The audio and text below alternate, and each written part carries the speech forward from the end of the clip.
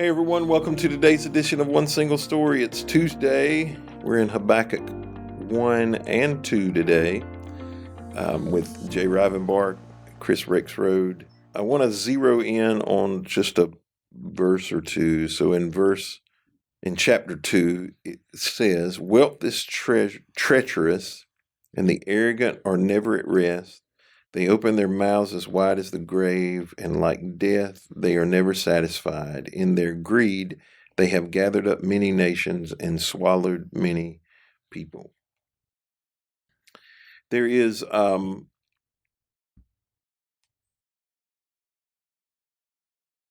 there are some people who take extremes about money. There are some who believe money solves all problems, and there are people who believe money is evil. But here he makes a very straightforward statement. Wealth is treacherous. He doesn't say it's evil, but he says it's treacherous, which is different. So why is wealth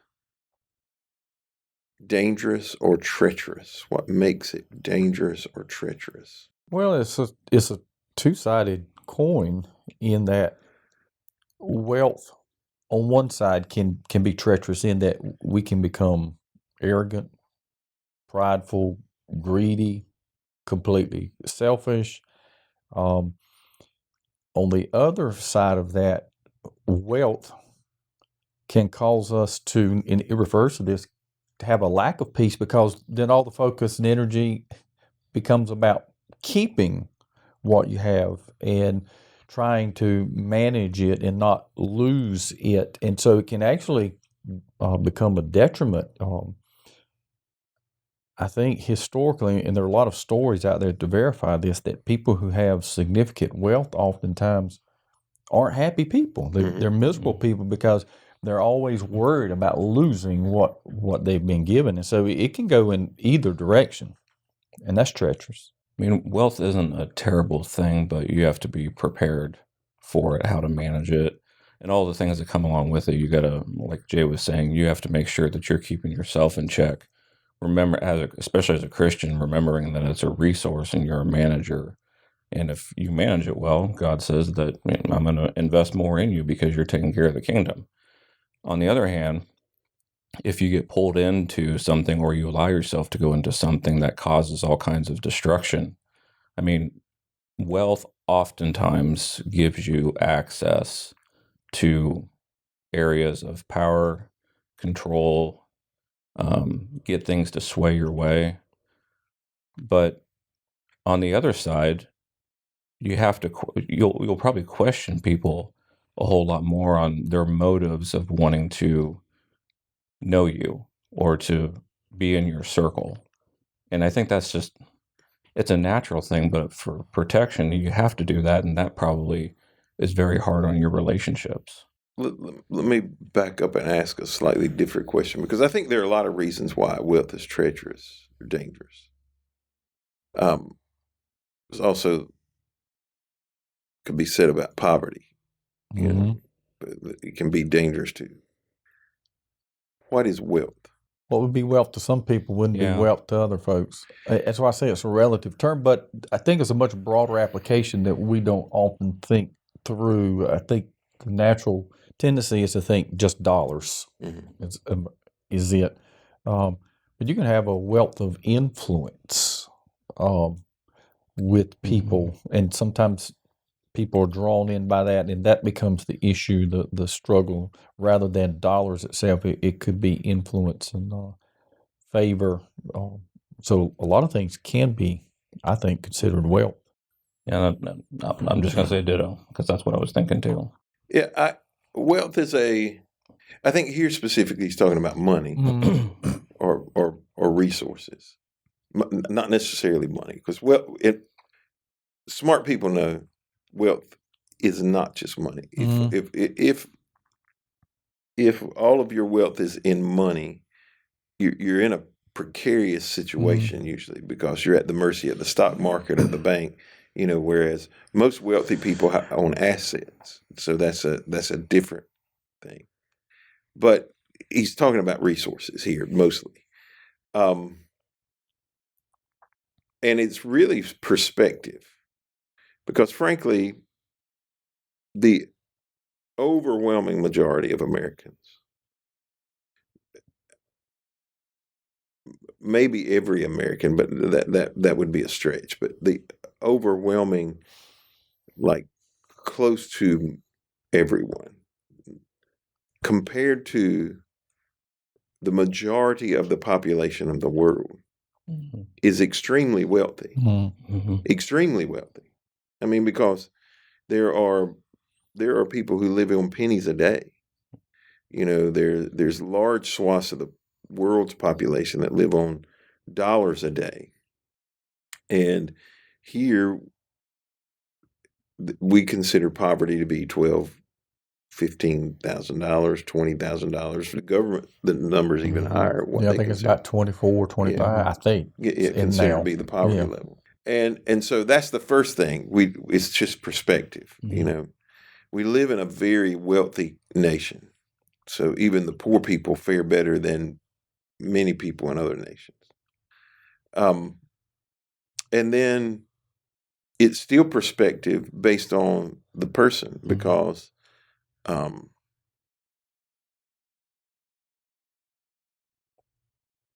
what is wealth to me is pennies to somebody else.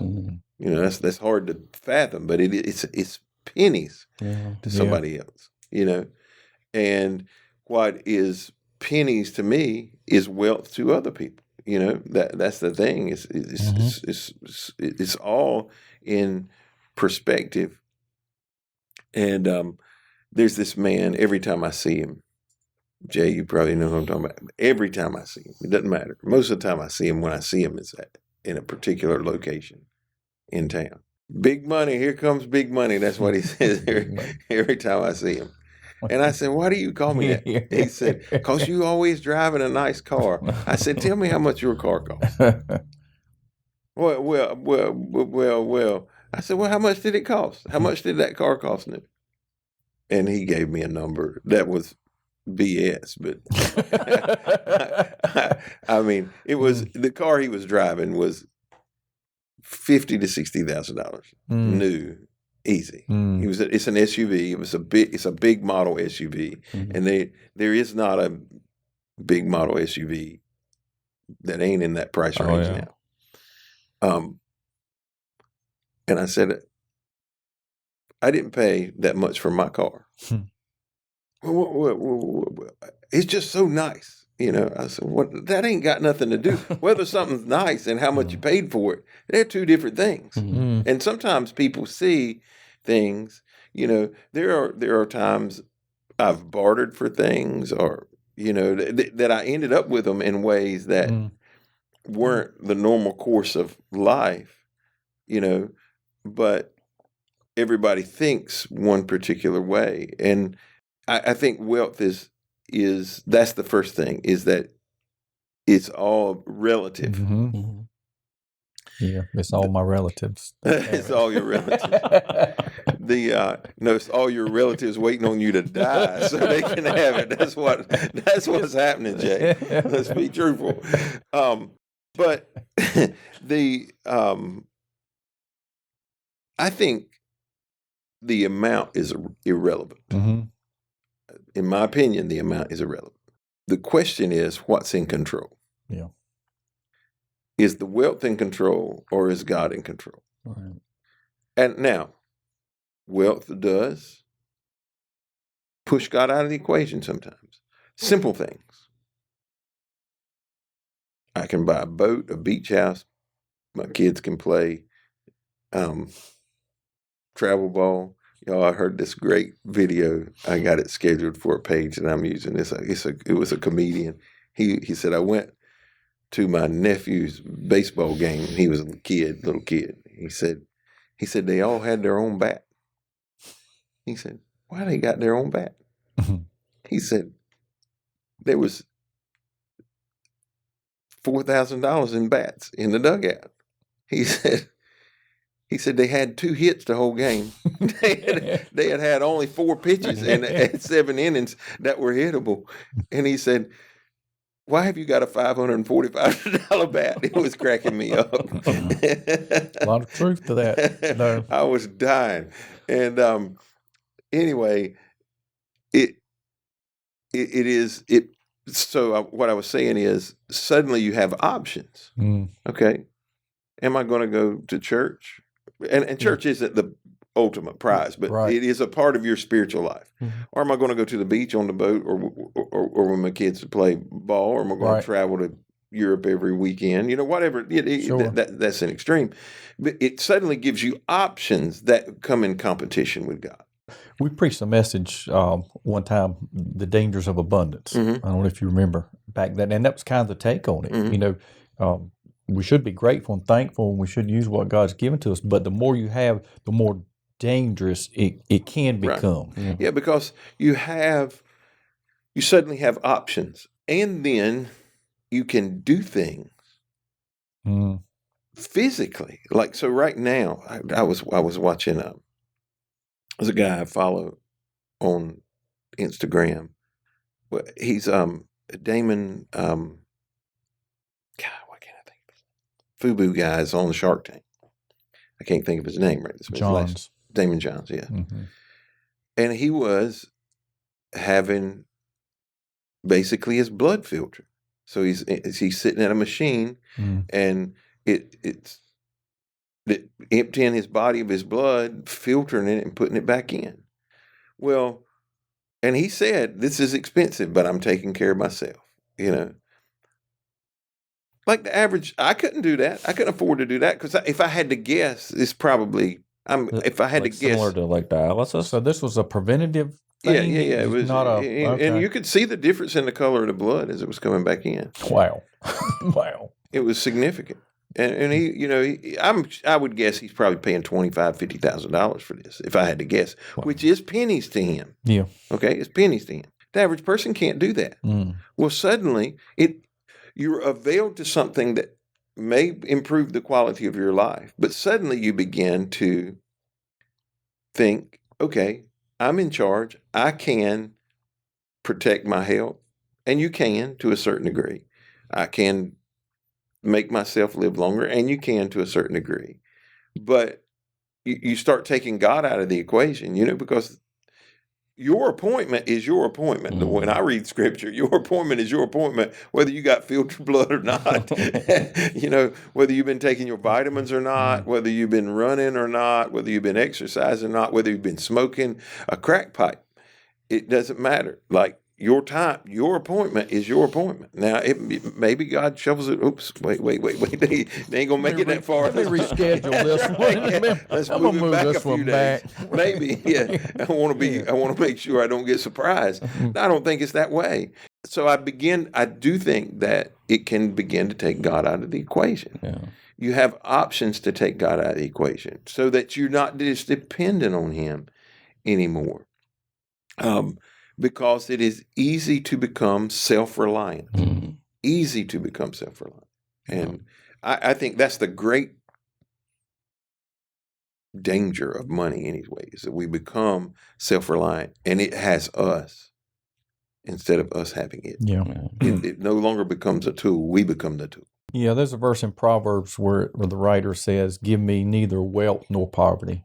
And he points out both of those are dangerous. He said, because if I have too much stuff, he said, then I may deny you, God, in his confidence and rest in Him and trust in Him. And he said, if I'm too poor, he said, then I may do things including stealing and engage in activities that I shouldn't, that are going to bring dishonor and discredit to your name. And so ultimately, contentment with what we have and using what we've been blessed with to God's glory. The other book, Solomon wrote, Ecclesiastes, I mean, he experiences the abundance of everything. And if somebody thinks that, wealth and abundance isn't treacherous, this guy, I always say, aside from Jesus, was the wisest man to walk the face of the earth, and yet he lost his way. In my opinion, Solomon lost his way over the women. Yeah. I think the money gained him access to the women, which is a whole nother that's whole nother problem. Right. We're talking about opportunity. Right. If that's right. Yeah. Because if you're going to have 700 and 300, you better have some money. That's what I would say. But it opened opportunities for him that he would not have had, because most of his wives and concubines were treaties. It wasn't. Yeah, a lot of them were political affiliations. That's right. And strategic That's right. moves. How many countries did they have back then? Well, Edenton would have been a country. Okay. In Scripture, Edenton would have been a nation. Oh, okay. I mean, you think about 5,000 people in a town. 5,000 people would have been a fairly significant. Yeah. I mean, because Of that day. Nineveh was one of the largest cities, and it said it took 3 days to walk across. So anybody that had a king became a nation. So. Okay. I'm going to be King Mizell, starting with the Mizellites. Never mind. Huh? Oh, never mind. Thank y'all for joining us today on this edition of One Single Story. We hope you'll be back tomorrow as we continue our conversation around the book of Habakkuk.